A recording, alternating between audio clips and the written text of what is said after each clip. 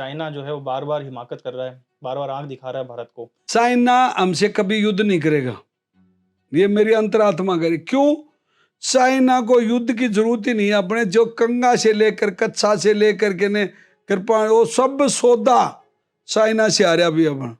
अग्निवीर चालू करी है भारत सरकार ने, जैसा भी आपने बताया भी कि उसमें जो जाना चाहते हैं, मतलब जो अच्छी खेप है वो नहीं पहुंच पा रही।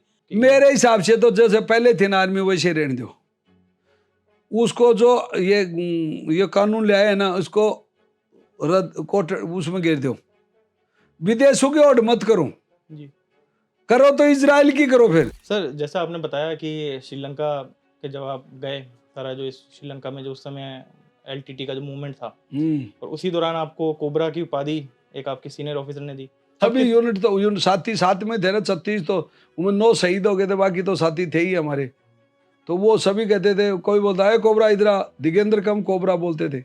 हमें भी आप लोग दुश्मन के क्षेत्र में गए और दुश्मनों को जिस तरह आपने बताया कि सर्जिकल स्ट्राइक उस टाइम भी हुई थी। हमारे सीओ साहब कर्नल यू के दार हमारे साथ में गए और हम 16 जवान गए और 16 सिर काट के ले आए पाकिस्तान के। और उसके बाद में एक मना तर उधर दब्बा दगा हमारे पोस्टों पर अटैक आया, हमने सब के सब अटैक फैल गए।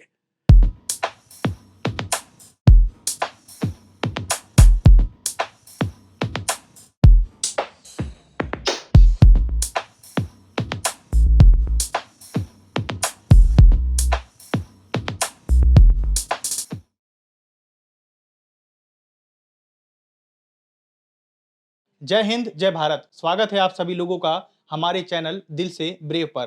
तो जैसा कि हमारे चैनल का नाम है दिल से ब्रेव, तो ऐसे ही व्यक्तित्व के लोगों से हम बात करेंगे हमारे इस चैनल पर, जिन्होंने अपनी जीवन में सबसे सर्वोच्च स्थान पर अगर रखा तो वो राष्ट्र सेवा को रखा और राष्ट्र सेवा में अपना जीवन पूरी तरह समर्पित कर दिया।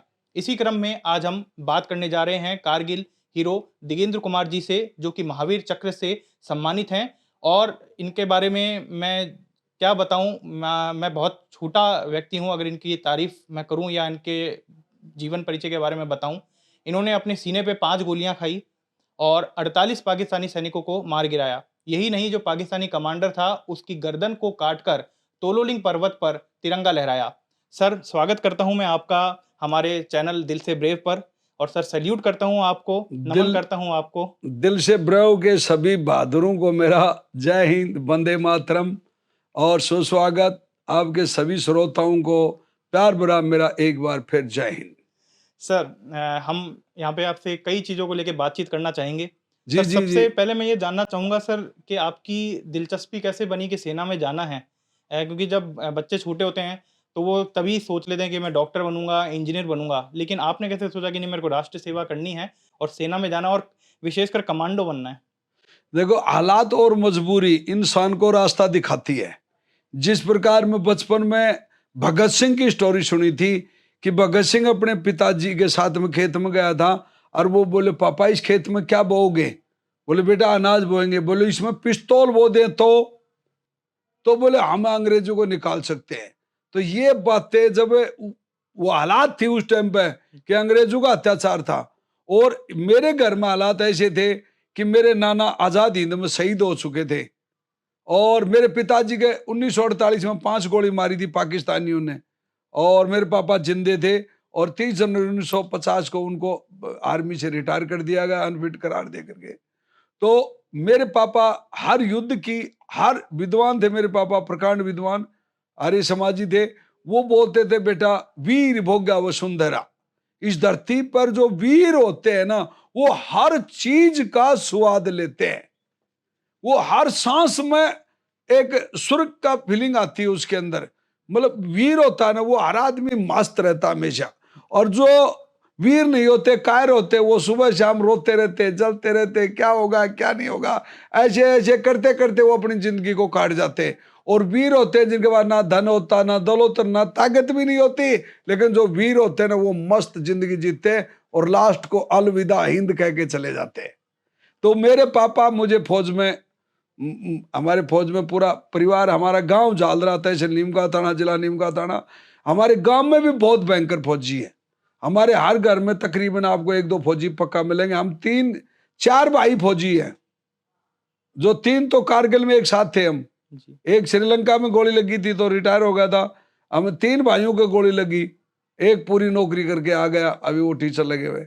तो मेरे परिवार का माहौल ही ऐसा है कि हम फौज के बहुत ज्यादा रुचि रखते हैं और फौज में जाना, और फौज की जो पैसे सैलरी मिलती है ना, उसको हम उत्तम श्रेणी बोलते हैं, उत्तम श्रेणी।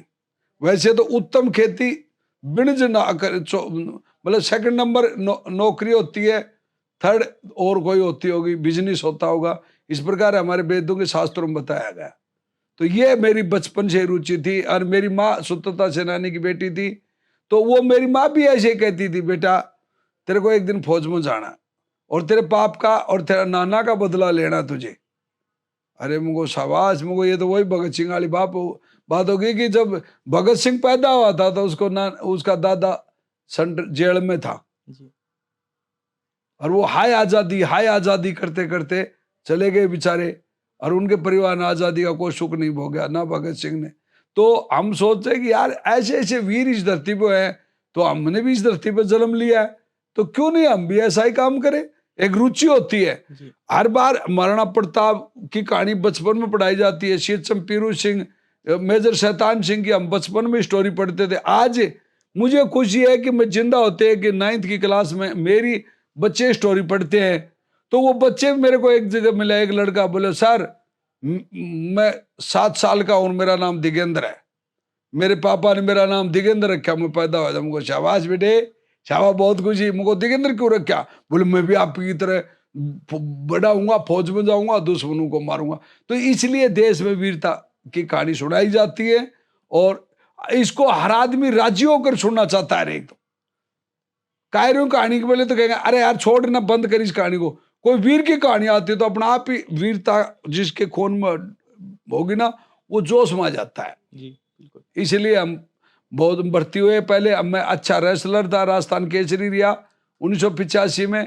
फिर मैं 10वीं की परीक्षा देते हुए काफी नंबरों से फेल हो गया, और मेरे पापा मेरे को ले जाके कर्नल करमजीत सिंह को झुंझुनू भर्ती करा दिया, और उसके बाद में ये सिलसिला जारी रहा। सर मैं आपसे ये भी जानना चाहूँगा 1985 में आप एक स्पेशल मिशन के तहत श्रीलंका गए। वहाँ वो पे 88 में गया था। 88 में। जी जी जी। सर। फिर वहाँ पे भी एक दिलचस्प वाक़या हुआ, आप गए तो जो वहाँ जो आतंकी थे, उन्होंने ग्रेनेड फेंका और आपने वो ग्रेनेड पकड़ के उन्हीं पे फेंक दिया, और एक ही दिन में आपने आतंकियों का खात्मा तो किया ही किया, उनके जितने गोला बारूद थे वो भी सब खत्म कर दिए। सर वो वो कैसे कर दूसरी वो जैसे वो कहानी ऐसे है कि जब मैं सेना में भर्ती होकर गया, राजरीप सेंटर में गया, राजरीप से मैं 2 राजरीप में गया। जी। 2 राजरीप में गया तो वहाँ हमारे हर हफ्ते फिजिकल का टेस्ट होता है हमारी बटालियन में, और जो टॉप पर फिजिकल होता है ना, उनको कोर्स के लिए सीओ साहब इनवाइट करता है, और उनको कोर्सों के लिए भेजता है, जैसे PT course, commando course, karate, black belt, मतलब जो मतलब जवान होता है ना, उसको ट्रेनिंग दी जाती है, और वो ट्रेनिंग लंबे लंबे समय तक 3-3, 4-4 साल तक की ट्रेनिंग चलती है, जब जाकर के एक सोल्जर, बढ़िया सोल्जर कमांडो तैयार होता है। ऐसे नहीं कि वो 6 महीने ट्रेनिंग में, नहीं, 6 महीने में कोई ट्रेनिंग में कोई कमांडो नहीं बन सकता, क्योंकि दुश्मन बेवकूफ थोड़ी है। जी। 2 तरफ दुश्मन है, और दोनों ही तगड़े, मतलब पाकिस्तान वाले बोलते हैं हम तगड़े हैं, बार बार हमला वो कर रहे हैं, तो हमला कौन करेगा? जो अपने आप को तगड़ा समझेगा, वो हमला करा। तो अब मैं वहां गया तो बटालियन की जो दौड़ हुई हमारी, वो दौड़ में मैं पहले स्थान पर आ गया। शिव साहब बोले, रे क्या नाम है इस लड़का? Sir rifleman Digendra Kumar, Charlie company 8 platoon 5 section 4। बोले शाबाश भाई। तो वो मेरा प्लान हौलदार था, हौलदार चुनाराम डुकिया। तो वो बोलता है, अरे चुना, ये लड़का कैसा गया? बोला साहब ये नागौरी बैलों की तरह दौड़ने वाला सीकर का शेर है। उसने जो साहब का ऐसे बोला, बोले तगड़ा लड़का है सर। अच्छा, तो बोले इसको कोर्स की तैयारी करा? बोले ठीक है साहब। उसने सुबह मेरे बोले वो हौलदार कमल सिंह है एक, उसके पास जा दिगेंद्र, तुझे पीटी की ट्रेनिंग दी जाएगी। उसने दिया तो उधर 6-7 लड़के और थे, तो वो लड़के मेरे को देख के बोले, अरे सर ये तो दाढ़ी मूछ भी नहीं है, ये पीटी कोर्स करेगा, पीटीआई पड़ेगा है? बोले ये कहीं नहीं, बोले हम जाएंगे। तो मुझको सर क्या बात है? बोले तेरे लेवल की बात को ना तू नहीं जानता, क्यों? वो तो 5-4 साल नौकरी वाले थे, और मैं 2 साल नौकरी वाला था, तो वो फर्क तो पड़ता ही है, एक नया का एक पुराने का। तो उन्होंने जैसे जैसे दौड़ फिजिकल करे, वो उस्ताद मेरे को जैसे सिखावे वैसे उससे भी बढ़िया करना शुरू कर दिया मैंने। लचकता शरीर में, तो उसने बैक फ्लिप मार, कटवर, hand spring, back flip and ground over stop वगैरह जो भी थे ना, वो पीटी के वो 10 होते हैं। एल पोजिशन से रस्सा को करना, वो हैंड स्टैंड, वो जो वगैरह सिखाते हैं ना वो, और ग्राउंडा का नाप तोल, पीटी का क्या करता है, पीटीआई क्या कर सकता है, रेफरी चीफ वगैरह, बास्केटबॉल गेमों में मैं ऑलराउंडर था ही। तो वहाँ उसने रिपोर्ट ली, 2 हफ्ते बाद में टेस्ट लिया तो मैं उनमें 1 नंबर पा गया। जी। तो वो हमारा हवलदार था, वो हवलदार चुनाराम डुकिया, तो वो बोल रहा, अरे बोले हमारे वाला लड़का क्या ढंग है उस्ताद है। तो बोला यार तेरा तो नंबर 1 पे चल रहा है। बोले हमारी प्लाटून ही नंबर 1 है। क्योंकि प्लाटून हमारी 8 प्लाटून और चार्ली कंपनी तगड़ी कंपनी थी, बटालियन में भी जी। तो ये बातें होती रही। होने के बाद में 2-3 हफ्ते और चला कोर्स, वो मैं और भी परफेक्ट होगा। फिर उसने मेरे रिटर्न में शिकायत, देख पहलवान फिजिकल से काम नहीं चलेगा, रिटर्न शेप चलेगा। तो उसमें रिटर्न में काम करना शुरू किया मैंने, वो पढ़ाई लिखाई शुरू की। और उसके बाद वो करने के बाद में और मेरे को वहाँ से सीओ साहब का इंटरव्यू, और मैं पूना चला गया। और पूना में नहीं, पहले मैं कमांड हॉस्पिटल में, वो सॉरी कमांड में गया पहले, तो नॉर्दर्न कमांड उधमपुर में। तो उधमपुर में 6 महीने का कोर्स होता है उधर। तो वो 6 महीने का कोर्स कराया, उसमें 400 लड़के थे, 400 में 80 लड़के सेलेक्ट हुए। तो वो 80 के माइन में भी सेलेक्ट होगा, और उसमें दूसरा तीसरा नंबर ही था कहने मतलब मेरा। तो वहां से हम पूना भेज दिए गए, पूना मतलब लॉन्ग कोर्स के लिए, वो शॉर्ट कोर्स वो लॉन्ग कोर्स के लिए गए। लॉन्ग कोर्स में वहां गए, वहां मैं मतलब 2-3 महीने का कोर्स चला, और वहां मैं बेस्ट स्टूडेंट रहा। यानी मेरी टूर राजरेप के अंदर पीटी कोर्स का बेस्ट स्टूडेंट का मेरे को अवार्ड मिला, वो मेडल रखा है मेरे पास में आज भी। तो वो पीटी कोर्स का मेरे को वो दे दिया उन्होंने। पीटी कोर्स करके आया, तो उसी टाइम वहाँ कमांडो में कोर्स करने वालों का इंटरव्यू चला सीओ साहब का, और वहाँ मैं आया था तो मेरा भी इंटरव्यू चल रहा। तो उधर मेरा प्लान होता, ड्रेस लगा के तैयार खड़ा था, ऐसे एक मेरा जवान आज आई ग्रेडिंग बेस्ट स्टूडेंट लेके आया ना, XI। तो मतलब उस प्लान होल्डर को खुशी होती है, उस प्लान कमांडर को भी खुशी होती है, उस कंपनी कमांडर को भी, क्योंकि परिवार होता है वो हमारा। और परिवार में जो बच्चा अच्छा काम करता है उसको सबको खुशी होती है। तो वो बोले हाँ भाई हवलदार चुना, बोले हाँ साहब। बोले क्या रिया तेरा उस लड़के का, कर्नल GP यादव था। बोले सर AX बेस्ट स्टूडेंट। बोले क्या बात करता है, बोले हाँ। बोले कहाँ है, बोले ये रहा। अरे बोले इधर आ तू दौड़ के, तेरा इंटरव्यू होगा, इधर आ। बोले गले मिल पहले, शिव साहब ने मेरे गले मिले, और बोले कमांडो करेगा, मुझे हाँ साहब। बोला ठीक है भाई कमांडो की तैयारी करवाओ इसको, शाबाश। अब वहां 1 महीने की फिर ट्रेनिंग शुरू होगी, और मैं कमांडो में चलेगा फिर। अब वहां पीटी कोर्स की 9 महीने ट्रेनिंग करके आया था, और 2 महीने की वहां कर लेने के बाद 1 महीने बाद में 42 दिन का कोर्स होता था कमांडो, और 42 दिन का कोर्स करा, उसमें भी QI बेस्ट स्टूडेंट। तो शिव साहब फिर बहुत खुश, बोले बेटे तेरे को तो बहुत दिनों छुट्टी गए, 14-15 महीना से, मतलब 16-17 महीने हो गए थे। बोले अब बेटा तू छुट्टी काटा। मैं छुट्टी काट के वापिस गया, 2 महीने की छुट्टी काटी, वापिस गया। तो उसी टाइम हमारी एक प्लाटून श्रीलंका में मतलब जारी थी, तो मेरा भी इंटरव्यू जाऊँ, उन्हें शिव साहब बोले कमांडो कोर्स वाला कलकत्ता ने बताया भाई, को कमांडो कोर्स वाला लड़का हो ना वो भेजा जाए। तो बोले अपना तो बस स्टूडेंट है दिगेंद्र। तो इस प्रकार से मेरे को भेज दिया वहाँ श्रीलंका गया। तो वहां जाते इंटरव्यू आया, तो वो मेरे लगा था इधर पीटी कोर्स का, इधर कमांडो का, वो कमांडो टाइगर बेस्ट स्टूडेंट का लगा था। तो वो सब फौजी जान जाते यार ये PTI है, कमांडो भी है, कि उसके मेडल से पता चलता है ना। तो वो बोले भाई तेरा पीटी कोर्स कमांडो है। बोले हाँ क्या ग्रेडिंग, वो सर बेस्ट स्टूडेंट। बोले दोनों में, हाँ शाबाश। बोलो तो जनरल कलकट का तू गनमैन बॉडीगार्ड जाएगा। वो ठीक है साहब। तो वहाँ चले गया, तो महीना 2 महीना हम उनके जनरल साहब के साथ घूमते रहे। एक दिन ऐसा एक पुड़िया थी ऐसे, तो वो पुड़िया के ऊपर मतलब जैसे ही जनरल साहब की गाड़ी चढ़ी, तो एक आदमी नीचे से ऐसे आप दौड़ के, तो मैंने उस पर ऐसे राइफल करी, तो वो उस आदमी ने क्या हुआ कि खाली आदि क्या, तो वो तो उसने ऐसे निकलते ही वो उसका हाथ में ऐसे देखा, मुझको या तो ग्रेनेड है, हथियार तो नहीं है, हथियार होता तो मैं गोली ठोक देता। लेकिन मैं सोचा कि खाली कोई शिवली ने मारा जाएगा तो गड़बड़ हो जाएगी, और गोली चलने के बाद वापिस आती नहीं। तो वो उसने ऐसे करा, ग्रेनेड पे गया, तो वो राइफल को छोड़ दिया। मैंने ऐसे वो उसकी गाड़ी का वो डंडा पकड़ा, उसको कैच को ऐसे मारा, और उसी के सिर में उल्टा मार दिया, इधर लगी। तो वो बड़ा हम फटा, फटते उसकी खोपड़ी तो उड़ गई। अब वो उड़ गई और हम स्पीड से गाड़ी और बढ़ा दी, आगे चले गए, 2-5 किलोमीटर गए। जनरल साहब ने गाड़ी रोकी ट्रिंकोमली के आसपास में, ये मलाइती विवाद है। तो वो बोलता है कि यार, बोले हौलदार कंवर का पाल, बोले हाँ साहब, वो ये लड़का कौन सा था तुम्हारा जो ग्रेनेड उग्रवादी को ठोक दिया? बोले सर अपना ये राइफलमैन कमांडो दिगेंद्र। बोले तो दिगेंद्र नहीं है तो कोबरा है। तो उस दिन से मेरा नाम कोबरा पड़ गया और उसके बाद में मतलब कोबरा करने लगे मेरे को पूरी। फिर लंका में और भी घटना हुई थी। तो लंका फिर वहां से मैं 10-20 दिन की छुट्टी आया, मेरे दादाजी एक्सपायर हो गए थे। जब टेलीग्राम का आया था तो मैं आया और 10 दिन छुट्टी काट के वापस गया। तो फिर वो मेरी जगह कोई दूसरा लड़का लग गया था वहां पर। तो मैं मेरी यूनिट में जो 5 राज रेप की को कंपनी थी उसके अंदर मैं चला गया, रिपोर्ट कर दी वहाँ, जहाँ वहाँ ऑपरेशन चल रहा था। एक ऑपरेशन चल रहा था तो हमारा वो हौलदार केपी और करतार और जुआरा और रामनिवास और धर्मपाल और ऐसे 5-6 आदमी मेरे से सीनियर थे ना, वो सब के सब शहीद हो गए और हम 5 आदमी बच गए।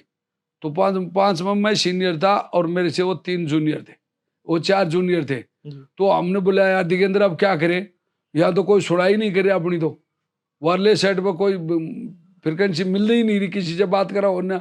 मुझे यार बदला लेंगे, इस पराए देश में अपना कौन है, हथियार अपना। तो हमने हथियार उठाया, अपने साथियों का वो डेड बॉडी वहीं रखी और हम उन उग्रवादियों का पीछा करना शुरू किया। तो 5-6 किलोमीटर पर वो एक फार्म हाउस में घुस गए। वो था किसी एमएलए का, हमारे को पता नहीं था भाई एमएलए का।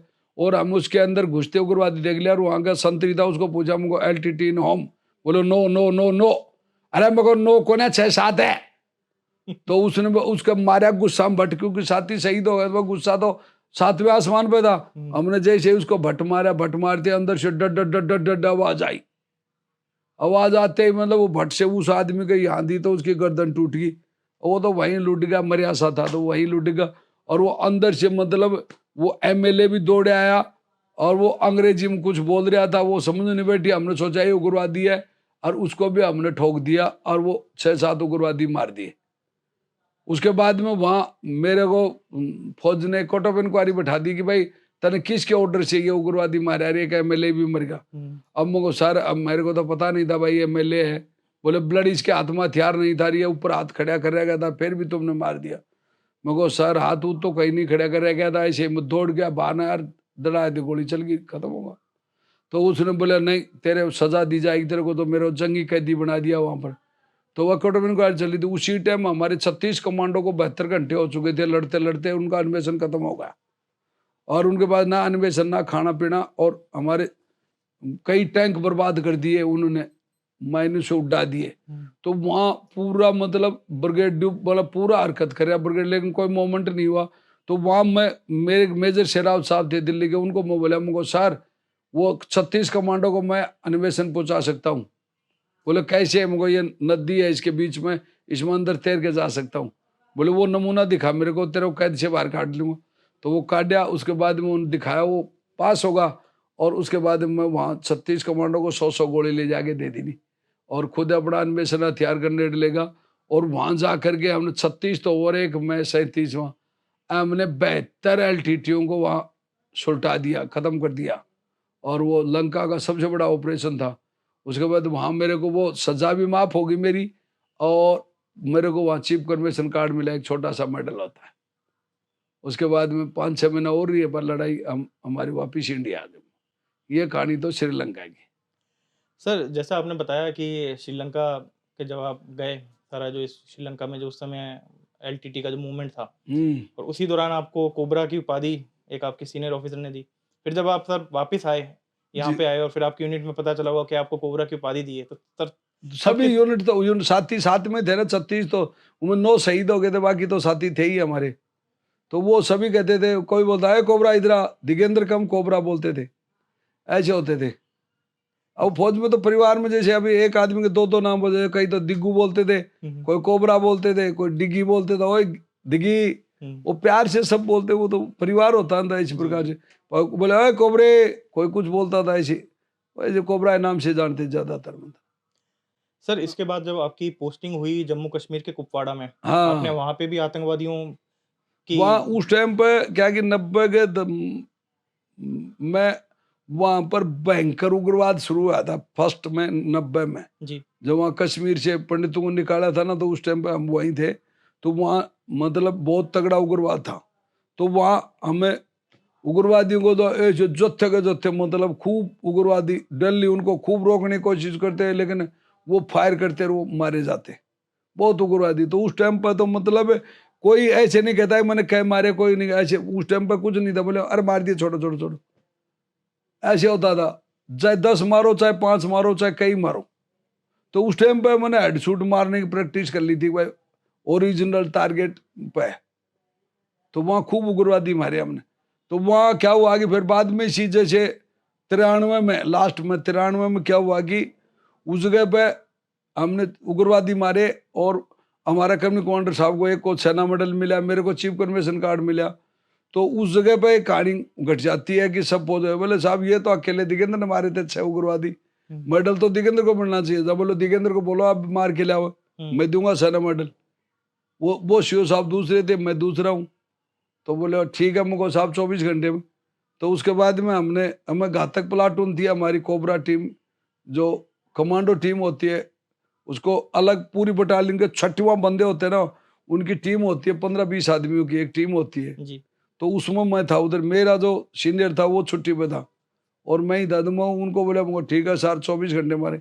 वहाँ एक सोर्स को पकड़ा हमने, सोर्स बोला 3000 रुपये लूंगा, लेकिन तुम्हारी यूनिट के लोकेशन में उग्रवादी नहीं है। तो मुझको कहा है, बोले दूसरी यूनिट के लोकेशन में है, अब तुम रिक्स लेना चाहते हो तो मैं उग्रवादियों का अड्डा बता सकता हूँ। मगर तू तो बता, चाहे किसी का भी हो मुझको, ठीक है। तो हम वहां से चलते 1 तारीख को उसको, और वह जा करके ने बर्फ पड़ना शुरू हो गई। वो उसने ऐसे बता दिया, बोले इस हट के अंदर उग्रवादी है। हम जैसे ही गए तो बर्फ में आवाज तो आती नहीं, क्योंकि बर्फ इतनी दिन पड़ी हुई थी, 2-3 दिन फिटे, उसमें पैर रखते रखते ऐसे गए, और उसमें मंदिरी मंदिरी आवाज, लाइट जली हुई थी ऐसे। मैंने उसको गेट को ऐसे देखा खोल के, तो वो गेट अंदर की तरफ ऐसे खुला, और उसको देखा तो वो 6 उग्रवादी ऐसे सूते, और उनकी राइफल ऐसे साइड में खड़ी। तो मेरे साथी बोले दिगंदर कर दे, मगर नो, डेड बॉडी कैसे ले जाएंगे यहाँ से, तो बहुत दूर है, 12-13 किलोमीटर है। तो मैंने उसका राइफल उठाई, अपना साथी था एक बलजीत, उसको दिया, मुगल्ले एक दिरावर सिंह था उसको दिया, मुगल्ले भाई दिरावर, और मतलब कई और मेरे साथी थे, उनको फतेह सिंह था उसको ऐसे दे दिया 6 राइफल दे के ने। और हमने उनको बोल दिया, मुझको अब बोले अब इनका पिट्ठू उठा ले। तो जैसे मैंने पिट्ठू उठा लिया उनके, उसके बाद लास्ट पिट्ठू उठाया तो उनमें से एक आदमी की आँख खुली हुई, काफर काफर। मैं कहा काफर नहीं, हिंदुस्तानी फौज है, मुझको खड़े हो। वो बोले हाँ हमारे को मारो मत मारो। मैं वहाँ नहीं मारना चाहते यार, हम हमारे पास गोली नहीं मारेंगे आज। बोले तो उनके हाथ पीछे बांधे, हमारा अन्वेषण उनका अन्वेषण, उनकी राइफल हमारी राइफल, और उन पर लोड करके और चीड की लकड़ी तोड़ी, और बड़ा बड़ पशु की तरह देते हुए उनको सीधा काला रूस में ले आए, अपने लोकेशन में ले आए। सवेरे आते ही पूरी यूनिट में तहलका होगा, और दिगंदर और घातक ने तो मतलब 6 उग्रवादी जिंदे पकड़ ले आए और ले आए हम। अब ले आने के बाद में उधर शिव साहब बोले, बोले दिगंदर इनको टॉर्चर कर रहे हो, इनसे पूछ रहे हाइड आउट कहाँ है। हम कहा साहब साची बता दूं। बोले साची बता, मुझे अपने लोकेशन में नहीं ले आए तो दूसरी यूनिट के लोकेशन से पकड़ के ले आए, तो बताऊंगा तो दूसरी का बताओगा, ये तो अपनी काम तो कोई मतलब नहीं। बोले पूछ लो दूसरी यूनिट को खबर कर देंगे। तो वो उन्होंने कुछ नहीं मालूम था, वो 6 के 6 ऐसे नए ट्रेंड थे, वो उन्हें तोड़ ताड़ के खूब पूछा को नहीं बताया। बाद में हमारे बटालियन के कुक थे बटालियन हेडक्वार्टर में, वो सबके सब बोले यार घातक तुम तो यार दिल्ली उग्रवादी मारो, हमने तो कभी मारा नहीं एक भी, मगर तुम अब मार देना। बोले कैसे, मुझे राइफल ले गए और मैं शिव साहब से पूछ के आता हूँ, तो तुम मार देना इनको। बोले पक्का, हमको हाँ। तो वो कुक होता है, उसको राइफल चलाना तो आता ही है खूब, वो बस रोटी बनाता है, बाकी तो उसको सब कुछ आता है। अब वहाँ क्या होता है कि वो शिव साहब को मैं गया था, शिव साहब बोले देखिए अंदर इनको 10 बजे आप दिन का खाना लो, अभी नाश्ता करो, और श्रीनगर इनको छोड़ना है, वहाँ सेंट्रल जेल में, और वहाँ अपना आर्मी का कर्नल साहब मिलेगा एक, उनको हैंड ओवर कर देना, ये उनको पुलिस को हैंड ओवर कर देंगे। और पूरी गार्ड को बोलो तरतीब जाना, रास्ते में कोई भी हादसा हो सकता है तेरे साथ में, क्योंकि वायरलेस सेट पर यह आवाज आ रही कि कोबरा को जिंदा या मुर्दा। कहीं भी मिलेगा साले को मारेंगे बोले। तो बोले बेटा तेरे पे घात ज्यादा है, मुझको और मुझको साहब इनको जिंदा दे दे। बोले हाँ ये तो देना ही पड़ा जिंदा। अब वो हमारे एसएम साहब थे, प्रताप साहब, वो बोलता है कि साहब ये दिगेंद्र तो जिंदा तो नहीं पूछा होगा ठेठ। बोले क्यों? बोले ये बहुत शरीफ सिपाही है। बोले शरीफ है साहब? हाँ। बोले ये विलोम्बा साहब में बोले ये शरीफ नहीं है बोले साहब, ये छोड़ने वाला नहीं है बोले, ये जिंदा उग्रवादी नहीं पकड़ता कभी भी। तो बोले अच्छा। बोले हाँ। तो बोले अब क्या किया जाए? बोले अब मुझको साहब कौन मारूंगा मुझको साहब, जाऊं साहब? बोले हाँ। तो वो लांगरियों को राइफल दे रहे कि उधर, और वो 6 के 6 लांगरी 6 उग्रवादियों पे एक राइफल ताने खड़े थे, और वो टेंट में ऐसे बैठे हुए थे, नीचे उनका हाथ बांध रहे के पैर बांध रहे के, तो उधर गिर रहे के थे टेंट में, और वो लांगरी ऐसे राइफल लिए खड़े 6, और वो मेरी तरफ ऐसे देख रहे थे। मैं शिव साहब को मम को मैं जैसे हाथ खड़ा करूं तुम फायर कर देना, और मैंने क्या गिराया ऐसे करके मुझको जय हिंद साहब, और मैंने ऐसे हाथ खड़ा कर दिया, और उन्होंने सोचा कि हाँ, और उन्होंने डट डट डट डट डट 10 20 20 गोली काट दी। और वो शिव साहब बोले ये क्या हुआ? मुझको साहब अपने कुकू ने लांगरियों ने मुझको उग्रवादी मार दिए। अरे वो शिव साहब गया तो 1 2 को तो थप्पड़ मारी। बोले ब्लडी ये क्या किया तुमने? बोले सर ये दिगेंद्र उस्ताद जी बोला मैं शिव साहब को पूछ के ना ऐसे हाथ खड़ा कर दूंगा तो तुम गोली मार देना। भाई तुमने कभी नहीं मारा, तुम मार लेना, हम तो डेली मारते, तुम्हारी तमन्ना पूरी जाएगी। तो बोले इसने ऐसे हाथ खड़ा, मुझको नहीं साहब मैं तो ऐसे सलूट मारा था ना जना ऐसे हाथ ऊपर होगा। अरे बोले ये तो मिस्टेक होगा, बोले गड़बड़ होगी भाई, इसका सलूट था, तू क्या सोचा है कि बोले तो उनको 1 2 थप्पड़ मारे। बोले इनको 2 2 पिट्ठू लगाओ, पिट्ठू के साथ में रोटी पूरी बनाएंगे, खाना बनाएंगे ये बोलो 2 दिन तक। तो बोले साहब पिट्ठू तो 2 लगा लेंगे, खाना ही बना देंगे बोले, पर उग्रवादी मार दिया बोले हमने। तो ऐसे करके उस टाइम पर फिर मेरे को सेना मेडल मिला।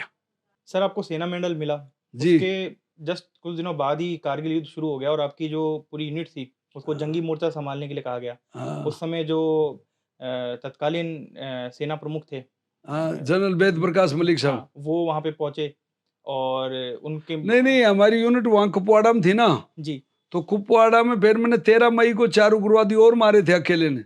जी तो वो मारने के बाद में वहाँ जो कमांडर थे हमारे सम्मरवार, मतलब ब्रिगेडियर सम्मर ऐसे नाम थे, वो जी, पूना जी। के, वो जनरल से रिटायर हुए थे, हमारे 17 राजरेव के थे वो। जी तो वो जनरल साहब ने हमारी यूनिट के सीओ साहब कर्नल एम बी रविंद्रनाथ को बोला कि भाई कारगिल में युद्ध बुरी तरह छिड़ चुका है और कई बटालियन अपने बहुत बेटे खो चुके हैं, लेकिन कामयाबी कुछ नहीं मिली। तो तुम 2 राजरेव 1st विक्टोरिया क्रॉस विजेता यूनिट है, और तुम्हारे को 72 घंटे का टाइम दिया गया है, और तुम्हारे को वहाँ मूवमेंट करना जाना है। तो हमारे को हम 36 घंटे में वहाँ चले गए 1 जून 1999 को। अब ये वहाँ जाने के बाद में जनरल मलिक साहब ऐसे आते हैं, उनकी कानबाई, हमारी कानबाई वहाँ रुकती है द्रौपदी कुंड में द्रास से पहले, और वहाँ रुकते ही वो जनरल साहब की गाड़ी देखी तो मैं आगे आगे गाड़ी में था, मेरे साथ मेजर विवेक गुप्ता था। तो वो बोला थी कि अंदर ये तो जनरल साहब की गाड़ी है, नीचे उतरे। तो मैं दौड़ के गया उधर, मुझको जैन साहब बोले आपके शिव साहब कहाँ है? मुझको सर पीछे है। बोले उनको बुलाओ। तो मैं दौड़ के गया, मुझको सर मलिक साहब, जनरल मलिक साहब आपको बुला रहे, चीफ ऑफ द स्टाफ। बोले क्या बात कर रहे हैं? हाँ। तो वो दौड़ के गए, बोले हाँ सर, लेफ्टिनेंट कर्नल रविंद्रनाथ। हाँ बोले रविंद्र, आइए आइए, मोस्ट वेलकम, 2 राजरेव का स्वागत है कारगिल युद्ध में। और बोले आपको 3 दिन का समय दिया जाता है, आपको तोलोलिंग का टास्क मिलेगा, 3 दिन बाद में आपका दरबार लूंगा मैं, और अपना ओ ग्रुप ले जाओ फटाफट, और क्लाइमेट शूट करो 3 दिन तक, कैसे जो भी करना है आपको। और उसके बाद में आपको तोलोलिंग है वो पहाड़ी जिसमें 3 बटालियन पहले अटैक मार चुकी है और उनको कोई कामयाबी नहीं मिली है। अभी भी वहाँ एक बटालियन है 18 ग्रेनेडियर, उसकी कैजुअलिटी आज भी वहाँ पड़ी हुई है, लेकिन दुश्मन उठाने नहीं दे रहा। तो इसलिए आपको जरूरी है कि आपको वहाँ उनसे मतलब संपर्क करके ने और आपको ऊपर जाना है और रेखी करके आनी है। तो उसके बाद में क्या होता है कि हम 1 जून को वहाँ गए, और 1 जून को वहाँ नीचे जा करके वो जो बटालियन थी उसके बंदा मिला, तो बोले सर आ जाओ हमारे पीछे पीछे। मुझको भाई ये रास्ता जाएगा तोलोलिंग? बोले हाँ जी यही रास्ता जाता है। तो मुझको इससे कै बटालियन गई? बोले इससे तो 3 बटालियन गई है। जी तो मुझको मैं बोले आपने उसको हौलदार था अपना, मतलब वॉलीबॉल का खिलाड़ी, तो उसको मैंने बोला मुझको यार, एक तो गजराज सिंह था वॉलीबॉल खिलाड़ी, वो बोलता है मो यार गजराज ये रास्ता तो ठीक नहीं। बोले यार तू ही बता, हरपाल को बता। तो हौलदार हरपाल था, उसको बोला मुझको यार उस्ताद हरपाल, मुझको हाँ, तो मुझको यार शिव साहब से बात करे ना। बोले कर लेना तू यार, कर ले, इतनी देर में शेर समय शिविर आ। बोले क्या बात है कमांडो, मुझको यार इस रास्ते अपने को मेरे को कुशुभ लगता है। बोले क्यों? मुझको जिस बटालियन से तीन बटालियन जिस रास्ते से गई वो हार का मुंह देखा है उन्होंने, तो हम भी हार का देखेंगे, तो इस रास्ते नहीं जाएंगे। मैं मैपडिंग कोर्स क्वालिफाइड हूँ, मैं को अपन पीछे से चलेंगे, दूसरा रास्ता इख्तियार करेंगे। बोले शिव साहब ने बोला, तो उधर ही हमारे एसएम साहब थे, मतलब उन्होंने बोला बोल मदन सिंह भाटी, मदन सिंह शेखावत। तो वो एसएम साहब बोले देखेंद्र क्या बात है? मुझको साहब ये रास्ता कुशुभ है। बोले ठीक है, तो दूसरा मैपडिंग कोर्स है तेरा, तू इससे भी फास्ट ले चला वो पक्का। तो बोले ये तो 12 घंटे में ऊपर तक तोलोलिंग की रिज पर पहुंचाएंगे, 12 घंटे लगेंगे ये तो बोल रहे। मुझको सर अपन 8-10 घंटे में पहुंचा देंगे। तो उसके बाद में हम भीमबट से नाले में से गए और ऊपर जा करके ना हम 8-10 घंटे में ऊपर पहुंच गए, और वो पूछे 12 घंटे में, 4 घंटे बाद में। और वहाँ जा करके 18 ग्रेनेडियर के जो जवान वहाँ मोर्चा संभाले थे ना, उनके पास पहुंच गए और उनको रिलीव कर दिया, उनको पीछे भेज दिया।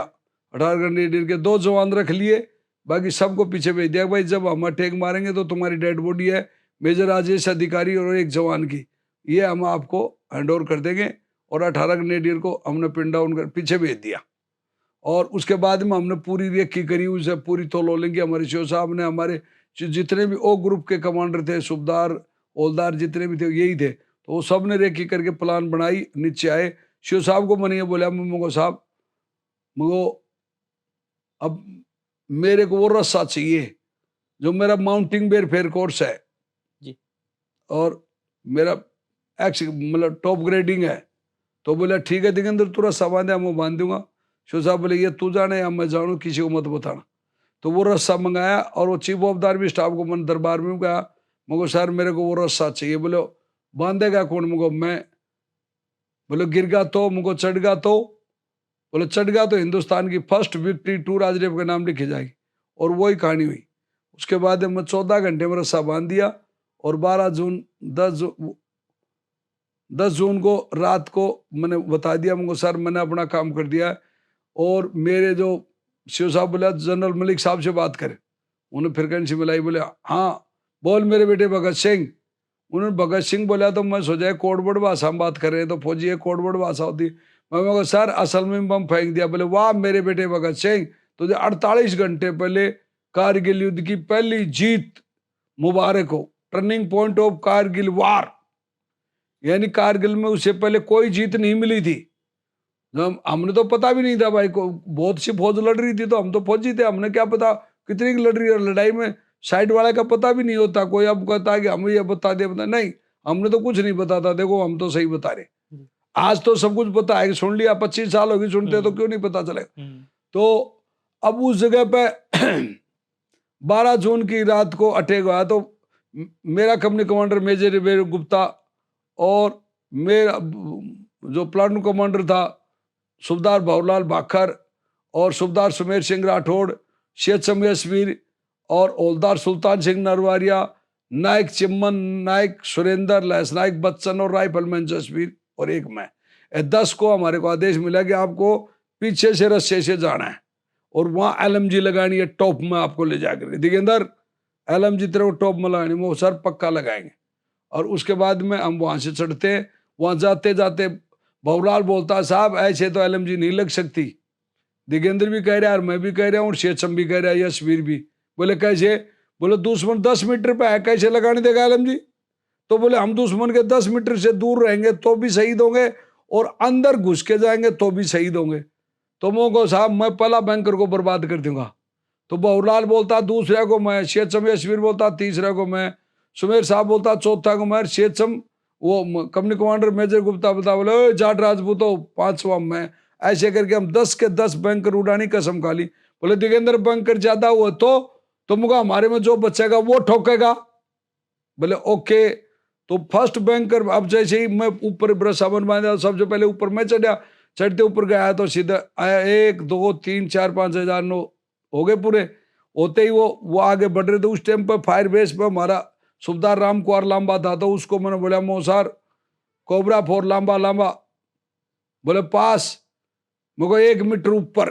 तो वो 1 मीटर फायर, बोला छोरे बहुत बड़ा रिक्स ले रहा है।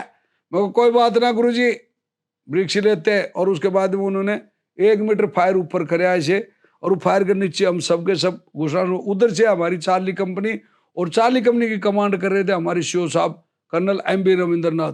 तो वो आगे की तरफ बढ़ रहे थे, वो 600 मीटर पर पहुंचे तो 4 आदमियों की टांग उठ गई। अब सीओ साहब बोला उसको, हमारे कंपनी कमांडर को, बोला कोबरा, क्योंकि हमारा कोडवर्ड कोबरा था, बोला कोबरा यहाँ तो 4 जवानों की मतलब माइन फील्ड से पैर उड़ चुके हैं। तो जब मैं बोला मुझको जहाँ खड़ी चट्टान है उस रास्ते से जाओ, या जो रस्सा बांध रहे क्या उधर से चढ़ा दो, अन्यथा यहाँ से तो आप पूरी बटालियन को खत्म कर दोगे। बोले ओके रोजर। और हम जैसे ही आगे गए तो वो दुश्मन की बैंकर था, जो लूप होल था उसमें ऐसे गन लगी हुई थी। अब मेरे को पता नहीं था इसमें गन है, क्योंकि वो फायर करनी थी, रात का अंधेरा कुछ नहीं दिखा।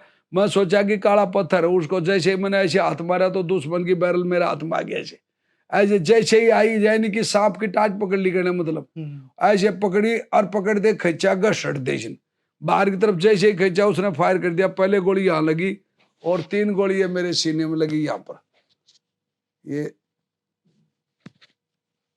ये देखो, ये 3 गोली है सीने में लगी, 1 2 3, ये 3 गोली लगी मेरे। और ये गोली लगते 2 गोली है के 47 में लगी। लगते मैं बोला अरे आप मेरे मालिक का तुमको दुश्मन मार दिया भाई। एक भी कहने मतलब एक भी दुश्मन नहीं मरा। लेकिन क्या हर फौजी की एक तमन्ना होती है, दुश्मन मार के ना शहीद हो जाता तो उसकी आत्मा खुश रहती है। तो हमारे फौजी की भी यही तमन्ना होती है कि भाई हम दुश्मन को मार के मर जाए तो कोई दुख नहीं होता। लेकिन बगैर दुश्मन मारे अगर बंदा शहीद हो जाता तो उसकी आत्मा दुख पाती है। तो मैंने ग्रेनेड निकाला, ऐसे काटी पिन, और उसका 1 और 2 लीवर को आजाद कर दिया हाथ में, और उसको 10 ठोका भीतर। बड़ाम देश ने पटा, तो वो इतनी बड़ी मोटी दीवार थी पत्थरों की, बड़ाम दे टूटी हुआ। और अंदर से हो जाए अल्लाह अकबर, काफर का अटैक, हिंदुस्तानी काफरों को चौथा हमला भी फैल करेंगे। साथियों, उनका जो मेजर अनवर खान था वो एकदम से 30 आदमियों को एकदम से ऊपर ले और सारी गनों का फायर शुरू कर दिया। और वो मेरे जो 9 साथी थे, वो कोई आगे, कोई 5 मीटर को 6 मीटर को 10 मीटर आगे थे। उन्होंने तो याली बोले, अपने वाले बोले बोल राजा रामचंद्र की जय, बोले याली, अपने वाले बोले बोल बजरंगबली, अड्डे सपरे शुरू होगी। अब मेरे 9 साथियों ने उनके 30-40 आदमियों को गुड़ा दिए। और वो 9 के 9 साथी, किसी का 8, किसी का 10, किसी का 5-5 गोली लगी, वो शहीद हो गए। कोई घंटे में, कोई आध घंटे में, कोई 5 मिनट में, कोई सुबह 4 बजे। मतलब सुबेदार सुमेर सिंह राठौड़ लास्ट में, यो पेट फटने के बाद में वो बोला दिगेंदार मेरे बेटे बता दे कि तू उस राजस्थान का सूरमा है जिसमें महाराणा प्रताप पैदा हुआ था। इन कुत्तों को मार मेरे बेटे, तेरी पोजीशन बहुत बढ़िया है। और सुमेर साहब ये बात कहते ही वीरगति को प्राप्त हो गए। और मेरे में फिर जोश भरा, मैं काडू ग्रेनेड, कदे इसमें ठोकू, कदे इसमें ठोकू, ऐसे करते करते और सुबह तक दुश्मन के 11 बैंकर उड़ा दिए। और वो मेजर अनवर खान मुझे गाली काटा, हिंदुस्तानी कुत्ते बाहर निकाल, तुझे 95 में नहीं मारा। क्योंकि 95 में सर्जिकल स्ट्राइक करी थी पाकिस्तान के, हमारा 1 के बदले 16 सिर काट के ले आए थे हम। पाकिस्तान के सर्जिकल स्ट्राइक हमने पहले भी किया है, लेकिन ये बटालियन से बाहर ये बात नहीं जाती। आजकल तो मोदी जी आने के बाद में तो सब कुछ हो जाता है, लेकिन पहले नहीं होती थी ऐसी। तो वो बोल रहा था कि वही कोबरा है ये साला जो 16 सिर काट के लाया था, ये वही कोबरा टीम है। तो ऐसे करके ने हमने वो मेजर अनवर गाड़ी काट रहा, मैं सुनता रिया उसकी। और पीछे गया तो मेरा एक साथी लहसनायक बच्चन जिसके सिर में गोली लगी, वो बोला कोबरा सर LMG ले लो, LMG ले लो। और मैंने उसे LMG ली और लेकर के ऊपर चढ़ाया, तो उस पर मैगजीन चढ़ाया था। और मैं बोला मेजर अनवर खान संभाल, मगो सुअर की औलाद, हिंदुस्तान का सिपाही पीठ पर गोली नहीं मारता, बहुत देर होगी तुझे गाड़ी काटते हुए। और मैंने जैसे उस पर फायर करा तो उसमें एक ही गोली थी, और वह गोली फायर हुई तो वो मेजर अनवर खान की पिस्टल में लगी या हाथ में लगी है मुझे पता नहीं चला। और उसके बाद में वो मेजर ऑन फायर मेरे पर डाई मारी, डाई मारते मैंने उसका ये टेटुआ पकड़ा और नीचे गुड़ता आया। वो बोले आए हिंदुस्तानी मुझे छोड़ दे, मैं क्यों बुरा तुम्हारा छोड़ दूं।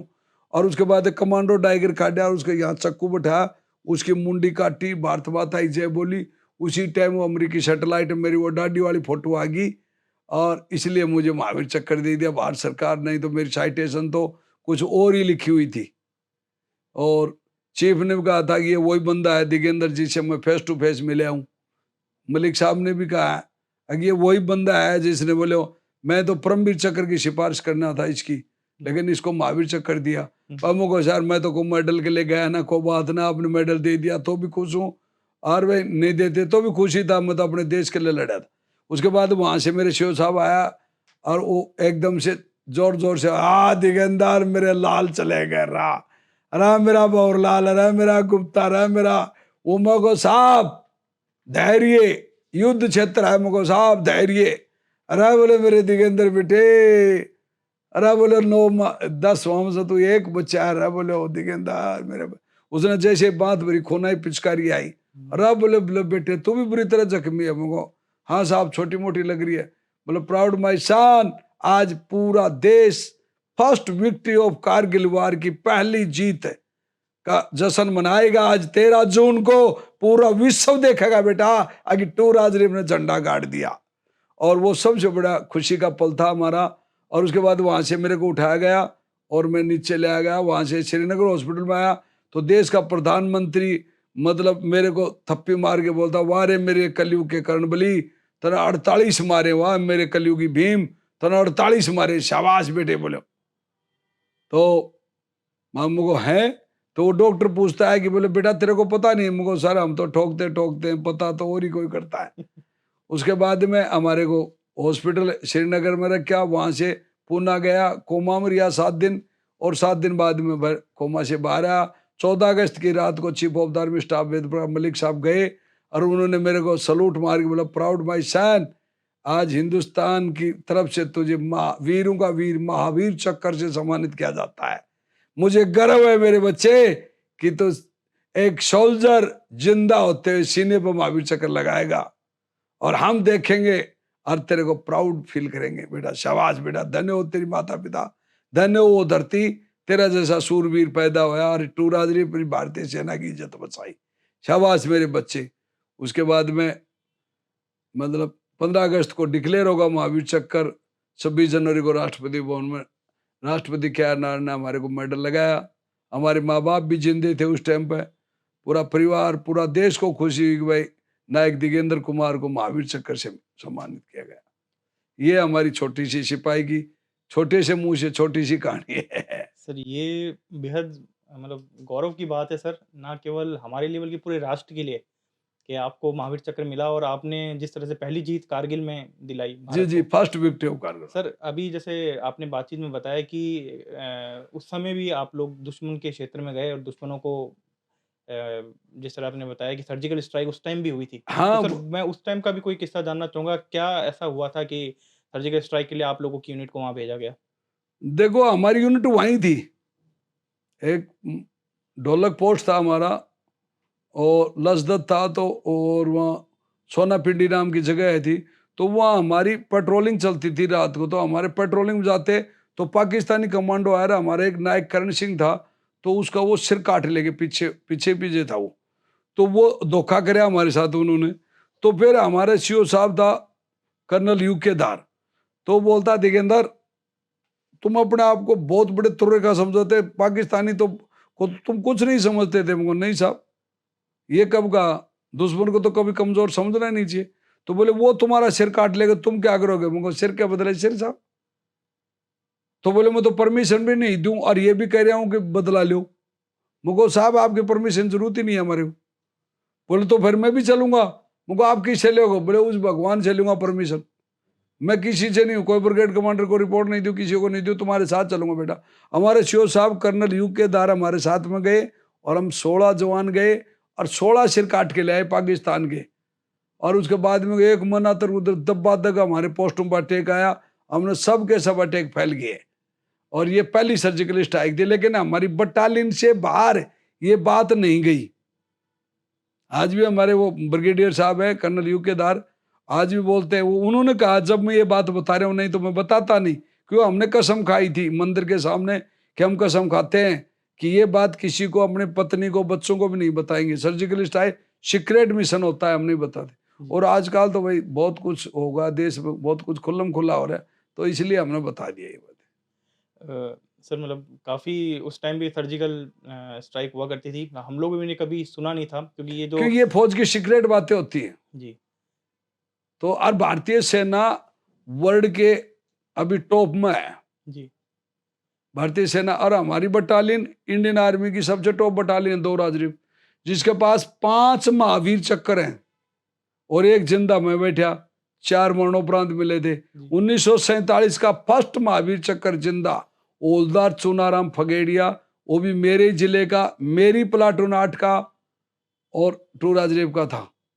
जी, तो ये हमारी बटालियन है, उसमें गर्व है कि भाई हम ऐसे ऐसे, हमारी बटालियन में 5 महावीर चक्कर और 16 वीर चक्कर और 8 शौर्य चक्कर और 110 सेना मेडल है।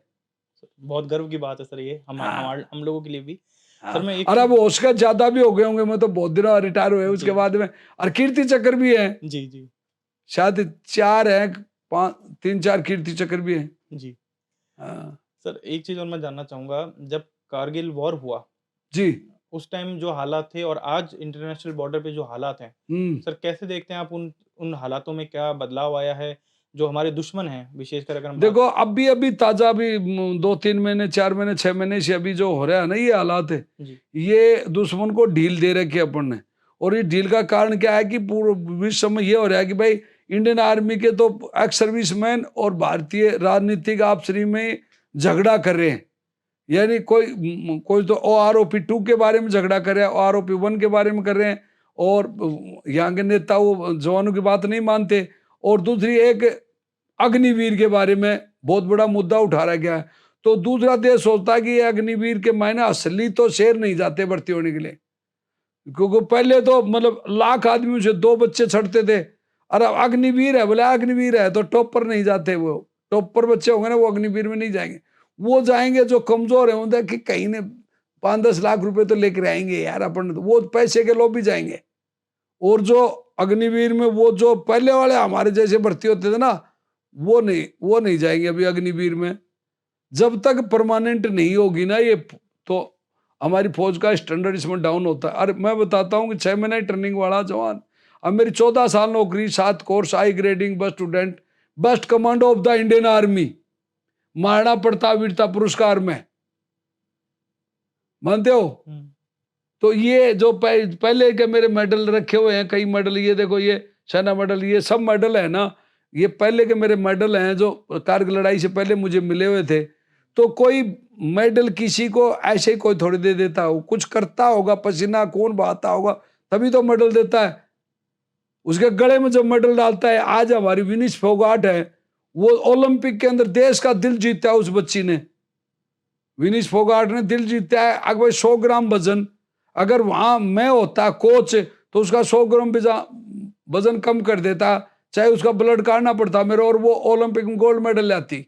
जो लगातार तीन बॉइट कर सकती है, 3 कुश्ती लड़ सकती है, उसका 100 ग्राम खून काटने से क्या क्या फर्क पड़ेगा? बिल्कुल। 200 ग्राम काट लेते, बाद में चढ़ा देते। लेकिन हमारे को जो कोच तो हैं और सोचते कुछ नहीं, भाई उसको बोलो, या उसको इस प्रकार से कर देते विनीश को, अगर भाई हम तो वेट तोलिया और वो फालतू है तो हम तो नहीं देंगे वेट, हुँ, हुँ, तो वो उससे बाउट से डिस्क्वाली कर देता हो, तो उसको सिल्वर मेडल तो मिलता, बिल्कुल। मानते जी। हुँ, लेकिन समझ में नहीं बैठी उसका, कौन कौन गए थे, क्या हुआ, ये कैसी कहानी हुई, क्यों हुई, ये थोड़ा गलत हुआ। नहीं तो मैं गारंटी हूं कि मेडल लाती, वो गोल्ड मेडल लाती वो बच्ची पक्का। बिल्कुल सर। लेकिन हमारे देश में मतलब ये 3-4 है ना, ये ज्यादा हैवी हो रही है, रिश्वत, सिफारिश और मतलब ये। बिल्कुल सर। सर जो अग्निवीर चालू करी है भारत सरकार ने, जैसा अभी आपने बताया भी कि उसमें जो जाना चाहते हैं मतलब जो अच्छी खेप है, वो नहीं पहुँच पा रही। सर लेकिन आपको लगता है इसमें क्या बदलाव की ज़रूरत है? कि मेरे हिसाब से तो जैसे पहले थे ना आर्मी, वैसे रहने दो। उसको जो ये कानून ले आए ना, उसको रद्द कोर्ट उसमें गिर दो।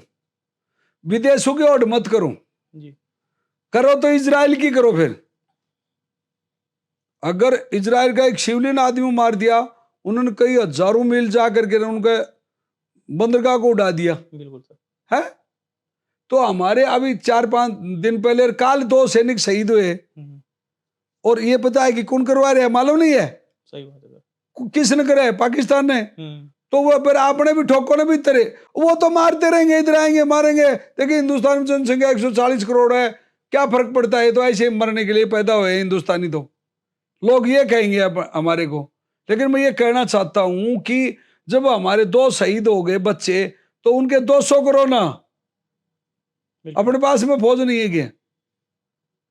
जब तो हम जाएंगे, और सबके सब अग्निवीरों को भेज के देख लो एक बार, वो अग्निवीर कितनी सर्जिकली स्ट्राइक करके आते हैं, सक्सेस हो जाएंगे वो। चाहेंगे कि नहीं अग्निवीर का पता चल जाएगा, हम्म, अब भाई सर्जिकली स्ट्राइक में अग्निवीर भेज दो, और वो कितने उग्रवादी या कितने दुश्मनों को मार कर आते हैं, उसे पता चल जाएगा कि भाई अग्निवीर सही है या गलत है।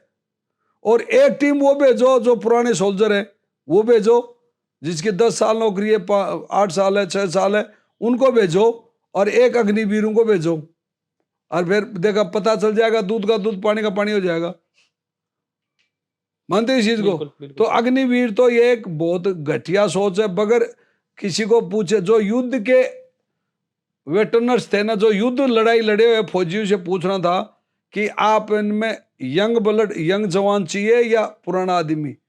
कोई भी जंग आज तक इतिहास में देख लेना, आप कभी भी कोई यंग आदमी सपोर्ट कर सकता है, जंग नहीं जीत सकता, क्योंकि उस बच्चे को तजर्बा नहीं होता, वो ठोकर ला गया ज्ञान मिलता है, सही बात। बगैर ठोकर ला गया ज्ञान नहीं मिलता, बछीड़ ला गया बुद्धि मिलती है।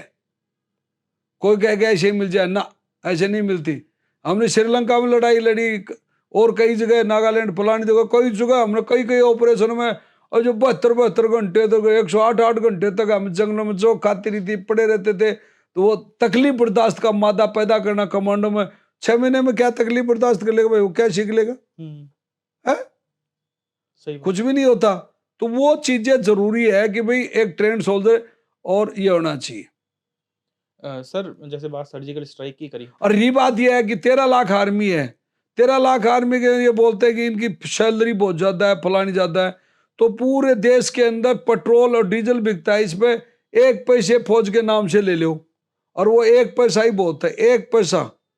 और लिख दो भाई, ये 1 पैसा लीटर का मतलब फौजियों के फंड में जाएगा, जब उसी से फौज राजी है। 1 पैसा ही बहुत है। क्या 1 पैसा में फौज का हक नहीं है कि नहीं? बिल्कुल तो फिर 1 पैसा 1 लीटर का फौज के नाम से ले लो। आज पूरे देश में अरबों अरब लीटर डेली खपत होती है डीजल और पेट्रोल की। जी सर।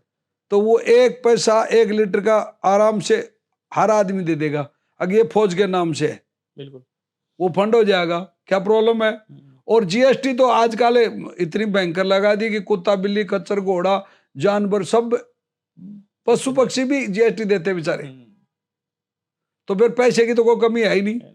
फिर क्यों कर रहे हो आप? 5 साल में काटो उनको, और उनको जाओ मारेंगे किक, बोले तू जा सीआरपी में, सीआरपी वाले मारेंगे किक, बोले एसएसबी में जा, वो काटेंगे तू डीएससी में जा, कोई कहाँ जा कोई कहाँ जा।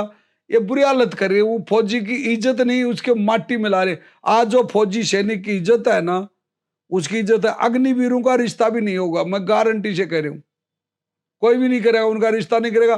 5 साल बाद में वो आएगा, उसका बोले बोले यार, उसको जो पैसे देगी गवर्नमेंट, वो मतलब जयराम जी के पैसे जो परमानेंट सोल्जर है उसे ज्यादा थोड़ी दे देगी।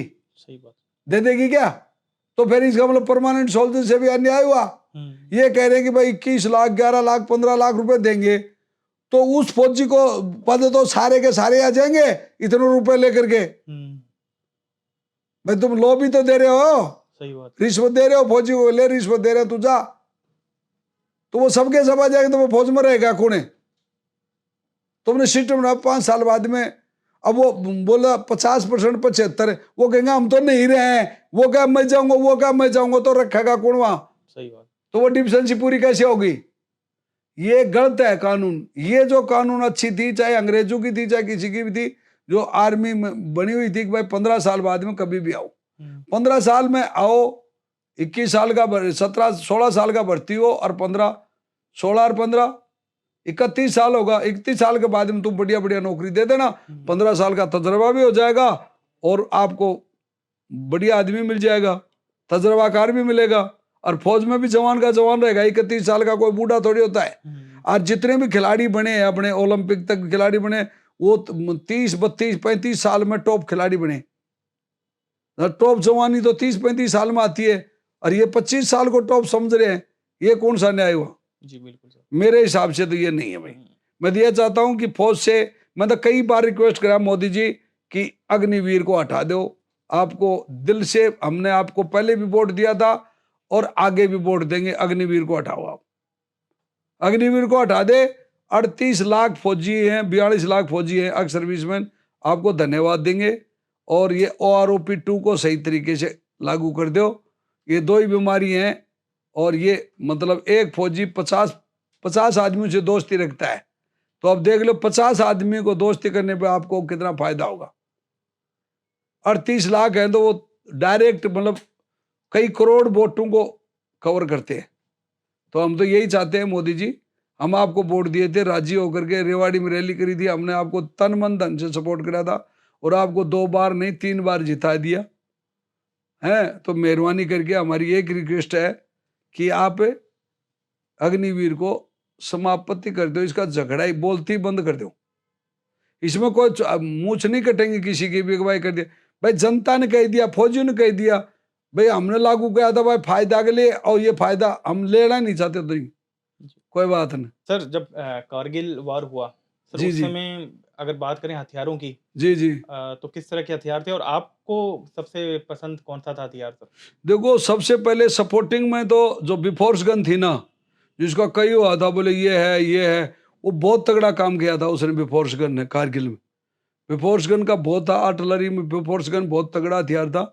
और इंडिविजुअल स्मॉल हथियारों में से हमारे पास में उस टाइम LMG थी, 7.62 mm LMG, और AK-47 AK-56 ये राइफल थी। मेरे पास खुद के पास में AK-47 थी, जो आज भी भट्ट नंबर भी याद है, 227 नंबर है, आज भी याद है मुझे। और आज में और उसमें बहुत फर्क है। उस टाइम पर कोई फोन की सुविधा नहीं थी, वायरलेस सेट थी, तो वायरलेस सेट को फ्रिक्वेंसी से पाकिस्तान भी पकड़ लेता था, अपने पकड़ लेते थे, तो उसमें दिक्कत आती थी उसमें। और आज तो मोबाइल भी होगा, ड्रोन भी होगा, हमारे पास कई ऐसे ऐसे इक्विपमेंट हैं, और सैटेलाइट भी होगी, हम ऐसे सैटेलाइट से देख सकते हैं दुश्मन कितनी जनसंख्या में कहाँ घूम रहा है, वो सब कुछ है आज तो। आज की लड़ाई तो बहुत हार्ड लड़ाई है, और पहले की लड़ाई में और बहुत आसान लड़ाई थी वो, मतलब लेकिन मुश्किल इसलिए थी कि भाई इक्विपमेंट भी टॉप नहीं था, कोई साधन भी टॉप नहीं था। लेकिन आज जो लड़ाई होगी वो बहुत ही हार्ड लड़ाई होगी, क्योंकि दुश्मन के पास ही वो चीज है और हमारे पास ही वो चीज है।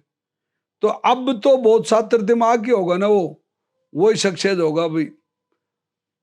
अब ये बातें हैं, तो उस टाइम के 25 साल मेरा बहुत लंबा अर्सा हो जाता है, ऐसे लगता है जैसे युग बीत का हो कोई। सर जैसे अभी बात करें, इन दिनों जो माहौल चल रहा है सर, अभी हाल ही में यूक्रेन और इजराइल की हमने जी युद्ध जी देखा, और सर मतलब लगातार कहीं ना कहीं कुछ ना कुछ इस तरह की स्थितियां बन रही है, वॉर की सी स्थिति बन रही है। बीच में ये बात भी आई थी कि अगर कुछ और होता है तो हो सकता है कि वर्ल्ड वॉर ही शुरू हो जाए। देखो, वर्ल्ड वार ऐसे नहीं हो सकता, और दूसरा बात है इंडिया को लेकर तो कभी नहीं होगा, क्योंकि सबको पता है कि वर्ल्ड की पहली पॉपुलेशन इंडिया में 140 करोड़। 140 करोड़ में से कितने आदमी, ऐसी कोई कंट्री नहीं है जिसमें इंडियन आदमी नहीं हो, बिल्कुल। मानते हैं इस चीज को। और इंडिया का हर जगह रेस्पेक्ट करते हैं, क्योंकि इंडियन आदमी रेस्पेक्टेड है, वो इज्जत करता है अगला की और खुद की करवाता है, ये सबसे अच्छी बात है।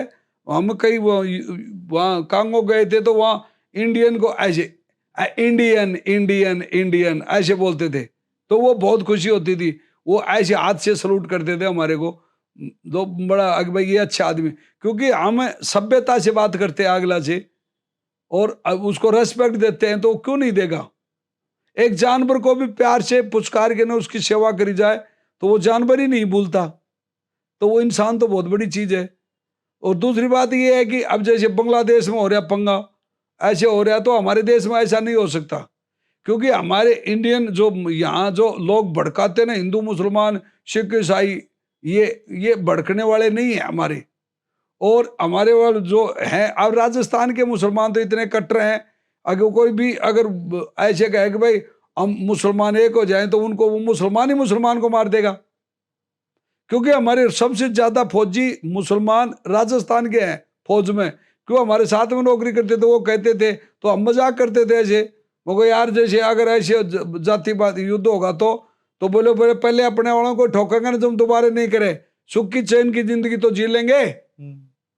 क्योंकि वो अपने यहाँ नहीं है। कुछ लोग नेताओं का बेकाम आकर के हिंदू मुसलमान कर लेते हैं, वो मूर्ख हैं।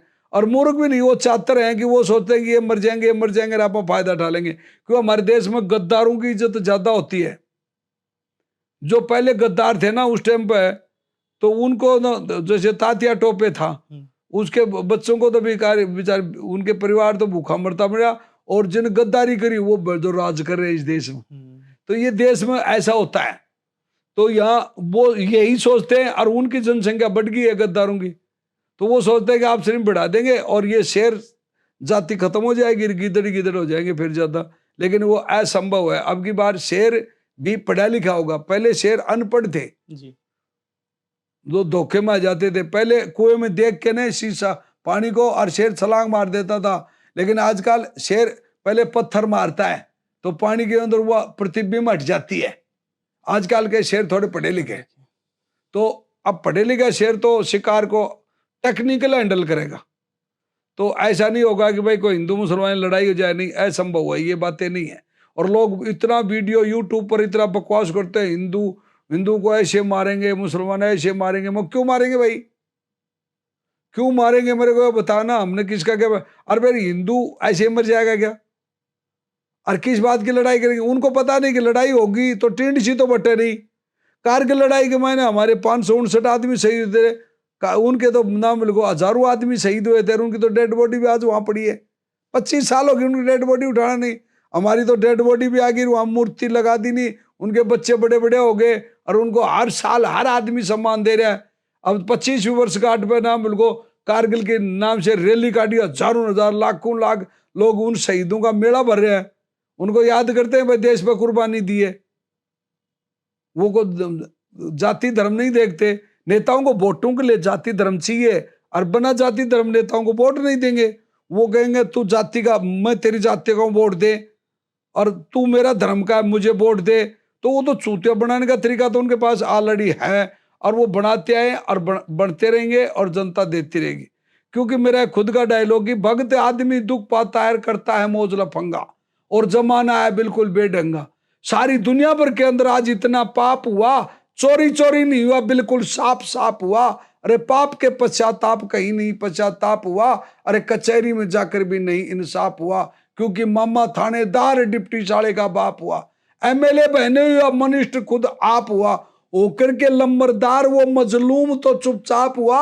अरे जिसके साथ हुआ दंगा, जमाना है बिल्कुल बेढंगा, भक्त आदमी दुख पाता है, करता है मौज लफंगा। वाह सर, वाह, बहुत बढ़िया तो सर। ये चीजें है जो कोई अब कहीं भी पंगा होता है तो झूठ का बवंडर फैलाते थे। मैंने नूह की घटना सुनी, तो वो एक मोमडन के घर गया एक बच्चा, और जाकर बोलता जय श्री राम, तो वो बोला जय श्री राम, बोलो जय श्री राम, बोलो जय श्री राम, बोलो जय श्री राम, बोलो जय श्री राम, बोलो जोर से बोल, बोलो जोर से बोल दिया, तो वो 15 पर बोल दिया। अब वो बोला और बोल साले। अब यार ये भी कोई हद हुई, किसी के घर जाकर के कोई ऐसे बोलेगा। और वो सारे के सारे गुंडे थे, और वन पुलिस भी पकड़िया, सारा काम करिया। तो ये ऐसे बढ़ाते कुछ आदमी, और वहां दंगा फसाद होगा, और कोई निर्दोष पिट गए बेचारे, कुछ हिंदू निर्दोष मारे गए, कुछ मुसलमान मारे गए, कोई गाय का नाम लेता है, कोई किसी का नाम लेता है, कोई किसी का। ये यूट्यूब या यूट्यूब चलाने के लिए झूठ का बवंडर फैला देते हैं, और लोग साची मान लेते हैं। ये इस देश में है। तो मैं तो पूरे देशवासियों को कहना चाहता हूं कि तथ्य को पहचानो, हकीकत को पहचानो मेरे देशवासियों। कुछ भी नहीं है, खून एक ही है। मैं तो ये मांगू कि ब्लड बैंक में जाते पूछना चाहिए ये खून किसका है, ये हिंदू का है, मुसलमान का है, सिख का, ईसाई का, वो से ही खून लेना चाहिए फिर। अबे खून तो चढ़वा लेते हो तुम मुसलमान का हिंदू को और हिंदू का मुसलमान को, और फिर बात करते हो हिंदू मुसलमान की। क्या बात कर रहे हो तुम? और जाति की बात कर रहे हो, ये गलत बात है। हम तो देश के लिए लड़े हैं, हमारे लिए कोई जाति नहीं है, कोई धर्म नहीं है, हम सब धर्मों को मानने वाले आदमी हैं, सब जाति को मानने वाले हैं। हर फौजी, मैं नहीं, हर फौजी, मेरे देश का हर फौजी यही कहता है कि मेरा देश सुरक्षित रहे। और मैं बताना चाहता हूं, वो कारगिल में और ग्लेशियर में जो आज फौजी खड़ा है, वो ओनली फॉर देश के बारे में सोचता है। हर आदमी अपने बिजनेस के बारे में सोचेगा। एक डॉक्टर का हॉस्पिटल है, वो कहेगा मेरे पास ज्यादा पेशेंट आए। एक स्कूल है प्राइवेट, वो सोचो मेरे पास ज्यादा स्टूडेंट आए। एक मतलब और कोई बिजनेस मैन, मेरा बिजनेस बढ़े, कोई पेट्रोल वाला ग्राहक ज्यादा है। लेकिन वो क्या सोच रहा है, फौज का, बॉर्डर का सिपाही सत्य सोच रहा है वो कि मेरा देश कोई बीमार नहीं हो, कोई सुरक्षित हो, कोई बाढ़ग्रस्त नहीं हो, और मेरा देश सुरक्षित रहे, इसलिए मैं भी मौजमर हूं, मेरा परिवार भी मौजमर है। ये बातें सिर्फ फौजी सोच सकता है, और हिंदुस्तान का कोई बिजनेसमैन कोई नहीं सोचेगा। तो हम तो देश को सुरक्षित चाहते हैं। पूरे देशवासियों को इस बात पे यही कहते हैं कि खुश रहो मेरे देशवासियों, तुम हमेशा खुश रहो। तुम्हारे लिए ये देश के सिपाही हमेशा खुश रखने के लिए अपनी प्राण प्रतिष्ठा का दाव लगाने के लिए तैयार है। सर एक चीज़ और, जैसे अभी बात हुई गद्दारों की, बात हुई सर। सर अगर गद्दारों से मैं ये कहूँ कि सर चाइना जो है वो बार-बार हिमाकत कर रहा है, बार-बार आँख दिखा रहा है भारत को। डोकलाम का चाहे विवाद ले लें या और भी कई चीज़ें ऐसी हुई। सर आपको लगता है कि चाइना क्या वॉर चाहता है या केवल उकसाना चाहता है कि भारत अपनी ओर से युद्ध की शुरुआत करे? चाइना हमसे कभी युद्ध नहीं करेगा, ये मेरी अंतरात्मा करे। क्यों? चाइना को युद्ध की जरूरत ही नहीं है। अपने जो कंगा से लेकर कच्छा से लेकर के ने कृपा, वो सब सौदा चाइना से आ रहा भी। अपन कुर्सी टेबल फलाना देना, सोफा सापा कलर पेंट फलाना, चाइना मशीन, चाइना की मशीन बंद कर दो तो चाइना अपना आप ही युद्ध में अपने से हार जाएगा। और जब तक तो इतना बड़ा बिजनेस हब है इंडिया, तो वो हमसे लड़ाई क्यों करेगा? ये सिर्फ राजनीति की भाषा है, ये सिर्फ राजनीति की भाषा है कि वहां फौज को भड़का देते हैं, और कोई फौजी कमांडर ऐसे जाता है, वो ऐसे कर देते हैं कि वो ये होगा चाइना फाइना, वो कोई लड़ाई नहीं करता। ये सब मिली भगती है, बाकी कोई चाइना कोई लड़ाई नहीं करना चाहता मेरे नॉलेज से तो। और करना चाहता होगा तो उसका मुंह फोड़ के जवाब देंगे। हमारी भारतीय सेना बहुत है, और बढ़ा देंगे सेना की। एनसीसी ज्यादा, इससे अच्छी तो एनसीसी है। एनसीसी की हर स्कूल में हर आदमी को एनसीसी करना अनिवार्य कर दे, आईएएस आईपीएस, और चाहे सिपाही सोल्जर कोई भी है नहीं हो, जो स्कूल में हर एक को एनसीसी अनिवार्य कर दे। जैसे ये अभी कैट फैट कई टेस्ट होते हैं ना, ऐसे ये ऐसे एनसीसी अनिवार्य कर दे पूरे देश में। जो नौकरी चाहे उसको एनसीसी की सर्टिफिकेट चाहिए तो ही नौकरी मिलेगी, चाहे लड़का हो चाहे लड़की हो, सबको एनसीसी सर्टिफिकेट दे दे तो भारतीय सेना, अपना देश पूरा ही फौजी बन गया। सही बात। और जो एनसीसी कर लेता है उसमें पूरी ट्रेनिंग आ जाती है उसको, और एनसीसी की बजाय 6 महीने की बजाय सी सर्टिफिकेट कराओ उसको, सब कुछ आ जाता है सी सर्टिफिकेट वालों। मैं तो यही कहना चाहता हूँ, उसको अग्निवीर अग्निपथ की जरूरत ही नहीं है। यही मैं सर एक सवाल मैं आपसे और पूछना चाहूँगा। जो फौजी की लाइफ होती है सर, क्योंकि वो जब सर्विस में होते हैं तो एक अलग दुनिया उनकी होती है, देश की सेवा करना और देश के लिए ही पूरा समर्पित रहते हैं। जब वो रिटायर हो जाते हैं सर, आफ्टर रिटायरमेंट उनकी लाइफ है, क्योंकि एक ऐसी दुनिया से संपर्क में आना जिससे वो कभी शायद मिले नहीं हों, ऐसे लोग। देखो मैं बताता हूँ, जो फौज में होता है ना, तो जिस प्रकार ये मार्बल सफेद होता है ऐसे फौजी सफेद होता है। फिर उसके वो जो यहाँ आता है ना, तो उसको जगह जगह पर खड्डे टूटे रोड, मतलब ऐसे कचरा फचरा बहुत ज्यादा ऑब्स्टिकलों का सामना करना पड़ता है उसको। क्यों? कि वो बाजार में जाता है तो उस फौजी आदमी सीधा बोलेगा भाई साहब मेरे को ये सामान चाहिए, तो वो उसको देखेगा यार ये तो फौजी है, तो वो 10 रुपया 20 रुपया 100 रुपया फालतू बोलेगा, और वो वहां लूटता है बेचारा हर जगह पे। फिर वो लुटते लुटते पिटते पिटते 5-4 लाया इतने उसकी जो पूंजी खत्म हो जाती है, फिर वो मतलब नॉर्मल जिंदगी जीतता है, फिर उनके बराबर हो जाता। फिर उसको कोई परेशान भी नहीं करता कि अब फौजी पास कुछ तो है नहीं, अब तो इसकी जेब खाली कर ली, अब जयराम जी पेंशन में गुजारा कर रहे हैं, और वो पेंशन में गुजारा करता करता अपनी जिंदगी पूरी कर जाता है। लेकिन मोदी सरकार तो यही कहती है कि भाई आपको तो पेंशन नहीं देंगे, तो फिर उसका बुढ़ापा खराब करना चाहती है। और इसलिए हम कह रहे हैं कि भाई अग्निवीर मत लाओ, हमारा बुढ़ापा मत खराब करो, क्योंकि दुरुक्ति हो जाती है बुढ़ापा में। हमने इतने दिन देश की सेवा करी और लास्ट में हमारे को ये सिला दिया, तो ये चाहते हैं भाई ये सिला नहीं देना चाहिए। एक पेंशन के सारे बच्चे भी रोटी देते हैं, बच्चे नहीं दे तो पड़ोसी देंगे, पड़ोसी नहीं तो कहीं भी जार बैठ जाओ, वह पेंशन मिलेगी 10-20 हज़ार रुपए, तो कोई भी कहेगा, आप जैसा भी कहेगा, आज आप अंकल मेरे पास बैठ, मैं आपकी सेवा करता हूँ, आप 20 हज़ार रुपये दे रहे हो। सही बात। तो एक बेरोजगार उसके साथ में बैठ जाएगा, तो वो उसको खाना पीना वो 20 हज़ार में आप खुद का पेट पर लेगा, उसका पर देगा और उसकी सेवा कर। तो ये साधन था पहले पेंशन का। तो ये हम चाहते हैं कि भाई फौजी की, क्योंकि फौजी साफ सुथरा होता है और उसके डीएनए में ठोक ठोक के बढ़ते थे देशभक्ति, देशभक्ति, और बेईमानी दूर हो जाती है, उसके कण कण से बेईमानी को दूर कर देते हैं। तो ये चीजें हैं, तो ये एक देशभक्तों को मतलब यहाँ सेट होने में समय लगता है। सर आजकल का जो युवा है, जी जी ये देखा जाता है सर, वो उस फिजिकल हेल्थ की ओर या अपनी जो फिजिकल कंडीशन है, फिजिकल एजुकेशन है, उसकी ओर बिल्कुल भी ध्यान नहीं देते। मोबाइल में लगे रहते हैं, अनाप शनाप खाते हैं। खूब सारी वीडियो आ रहे हैं सर, जिम के अंदर भी एक्सरसाइज करते हुए हार्ट अटैक हो रही है और बहुत कम उम्र के जो लोग हैं वो हार्ट अटैक से मर रहे हैं। तो सर आप ऐसे में यूथ को क्या संदेश देना चाहेंगे फिजिकल एजुकेशन या फिजिकल हेल्थ को लेके? देखो, सबसे पहले तो आज जो खान पीन है ना, जो गाड़ी में डीजल और ईंधन पड़ता है ना, वो ऊंचे क्वालिटी का नहीं है, इसलिए हार्ट अटैक आता है। नंबर एक तो बात ये है कि जो हम पहले, अब आप जयपुर शहर में कितने लाख लीटर दूध डेली खपत होता है, क्या इतना पैदा होता है? डुप्लीकेट है उमाड़, बिल्कुल। और डुप्लीकेट, और फिर बाद एक्साइज भी आप डुप्लीकेट करोगे। एक ही फोन को ऐसे लगे और 4-4 घंटे तक ऐसे ऐसे ऐसे यूट्यूब देखते, और वो उसमें कुछ भी तथ्य नहीं है, यानी कि बकवास है। वो बार बार उसको देखते रहते, वो एक मीठा जहर है जिसमें छूता मैं भी नहीं हूं, मैं मानता हूं, लेकिन कंट्रोल करना चाहिए। मैं ये सत्य बात बोल रहा हूं। मेरी खुद की मैडम बोलती है, साहब ये क्या कर रहे हो आप, लेकिन मैं फिर भी मैं गया, मेरे तो वो यूट्यूब पे मैसेज आते वही देखता हूँ, पर फिर भी मैं घंटे 2 घंटे में उसको साइड पर, लेकिन मैं करोट बदली करता रहता हूँ और एक्सरसाइज करता रहता हूँ, चलते फिरते देखता रहता हूँ। तो ये दूसरी बातें जो चीजें है ना, मोबाइल को कम से कम तो यूज करना चाहिए यूथ को। जो चीज चाहिए उसी को काट के देख लो, जो जरूरत हो। फालतू अड़ंगा इसमें भर भर के ने, और मेमोरी फुल हो जाएगी। जैसे उसकी मेमोरी नहीं होती ऐसे इंसान की मेमोरी नहीं होती, ऐसे होती है। और मैं ये चाहता हूं कि आज का जो खान पीन है ना वो बढ़िया नहीं है, और हार्ट अटैक आप भी जाता है, उसका एक इलाज है। अगर किसी भी बच्चे को हार्ट अटैक आगा तो उसको हैंड टू हैंड उसके यहाँ पंपिंग करो, पहले तो उसको चोट मारो ऐसे ऐसे, और उसके आपके पास हरी मिर्च है, कोई जलती मिर्च है तो उसको मिर्च चबाओ या अदरक चबाओ और फिर हॉस्पिटल ले जाओ आप, वो बंदा बच सकता है।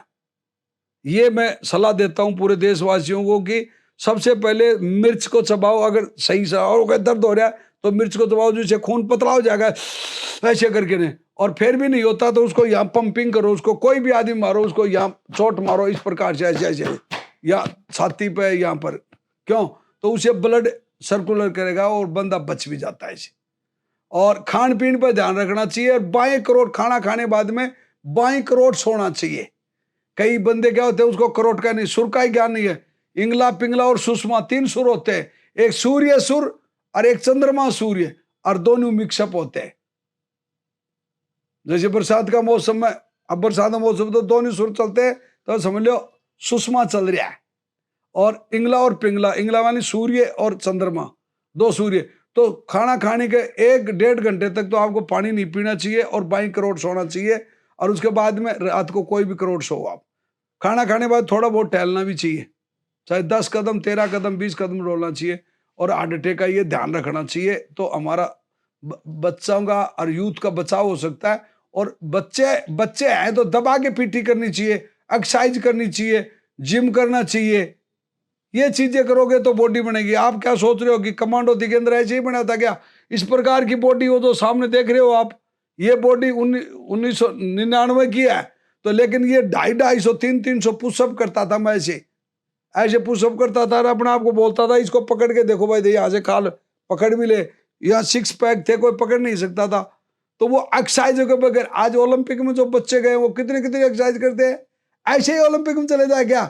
स्टेट डिस्ट्रिक्ट में भी सिलेक्शन नहीं होता बच्चों का, तो ओलंपिक में कैसे होगा? तो जो बगैर मेहनत के आज तक किसी को कुछ नहीं मिला।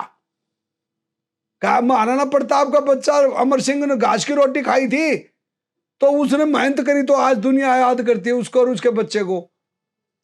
मेहनत करनी से ही सब कुछ मिलता है, बिना मेहनत कुछ नहीं मिलता। आप सोचो कि मोबाइल में पड़े पड़े ही करोड़ों रुपया कमा लूं, ये तो मुश्किल है। आपको मेहनत करनी पड़ेगी, और जो मेहनत का पैसा खाओगे उसमें खुशबू भी अलग आओगी। तो सभी युद्ध का देशवासियों को मैं दिगेंद्र कुमार महावीर चक्र विजेता एक ही बात बताना चाहता हूं, मौत तो डेली मरते यारो, मौत ऐसी मरो जिसको जमाना याद करे यारो। भाई मौत तो डेली मरते हैं, लेकिन मौत ऐसी मरो जिसको जमाना याद करे। भगत सिंह, उधम सिंह, राजगुरु, सुखदेव, ये जो वीर हुए थे ना, उन वीरों की तरह मौत को मरो, जो जब तक धरती आसमान रहे लोग याद करें, आपकी मिसाल देते रहे।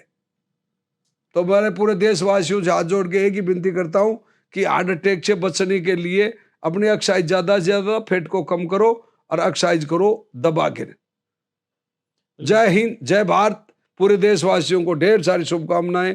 राम राम, जय हिंद, वंदे मातरम। सर बहुत अच्छा संदेश दिया सर आपने यूथ के लिए। और सर दिल से ब्रेव टीम जो है वो आपको नमन करती है, वंदन करती है। और ये हमारे लिए गर्व की बात है, पूरे देश के लिए गर्व की बात है कि हम आज आपसे रूबरू हुए हमारे चैनल दिल से ब्रेव के ज़रिए। और सर दिल से ब्रेव टीम की ओर से आपको सैल्यूट है सर, और दिल से हम आपको आदर सम्मान करते हैं। और आज का जो हमारा विशेष एपिसोड था, इसमें हमने बात की महावीर चक्र विजेता कोबरा कमांडो दिगेंद्र कुमार जी से। और उन्होंने अपने जीवन के जो अनुभव हैं, वो दिल से ब्रेव टीम के साथ साझा किए। और आप लोग इसी तरह के जो और वीडियोज़ हैं, वो देखने के लिए हमारे चैनल पे बने रहिए। हमारी वीडियोज़ को लाइक कीजिए, चैनल को सब्सक्राइब कीजिए और बेल आइकन दबाइए सबसे पहले नोटिफ़िकेशन पाने के लिए। फिलहाल अभी के एपिसोड में दिल से ब्रेव टीम को दीजिए इजाज़त, और जल्द ही कुछ नए एपिसोड के साथ हम आपके सामने हाज़िर होंगे। जय हिंद, जय भारत।